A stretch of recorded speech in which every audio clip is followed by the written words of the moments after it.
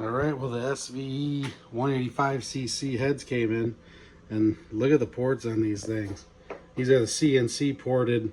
They're the same as the 170cc, but once they port them, it's 185cc. Those look really nice.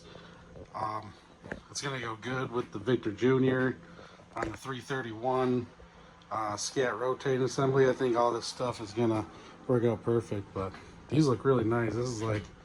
These are definitely the nicest heads that I've ever owned, because all I've ever had was junkyard stuff. So this is the first engine that pretty much everything is gonna be new. So you gotta get some push rods and a camshaft and some rockers coming, and we'll be about ready to put all this stuff together. So stay tuned. I'll just give you a little update, give you a little sneak peek at these heads.